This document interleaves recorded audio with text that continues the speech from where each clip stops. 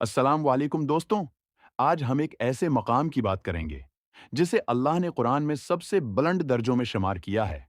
वो है शहादत का मकाम। शहीद वो होता है जो अल्लाह के रास्ते में हक की खातिर अपनी जान कुर्बान कर दे। ये मौत नहीं, ये तो जिंदगी का सबसे बड़ा एजाज है। अल्लाह कुरान में फरमाता है, वला तकुलवा लिमन युक्तलु फी सबीलिल्लाह अमवातुन बल अहया वलाकिन ला तशूरून।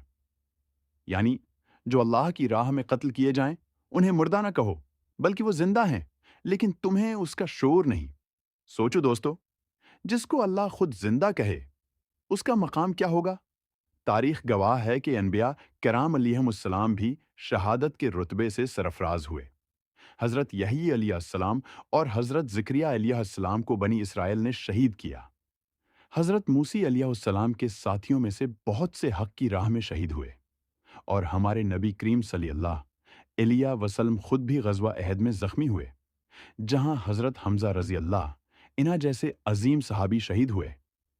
नबी करीम सल्लल्लाहु अलैहि वसल्लम ने फरमाया, शहीद को कब्र का अजाब नहीं होता और क़यामत के दिन वो अल्लाह के अर्श के साए तले होगा। शहीद की सबसे बड़ी शान ये है कि वो अपनी शहादत के वक्त ही जन्नत में अपना मकाम देख लेता है। इसे मौत की सख्ती महसूस नहीं होती, सिवाय एक चीवंटी के काटने जितनी तकलीफ के। और सबसे बड़ी बात यह कि शहीद अपने सित्र रिश्तेदारों की शफात करेगा। आज भी दुनिया में लाखों लोग जुल्म के खिलाफ खड़े होकर शहीद हो रहे हैं। फिलिस्तीन, कश्मीर, शाम, बर्मा, हर जगह हक के मतवाले अपनी जान दे रहे हैं।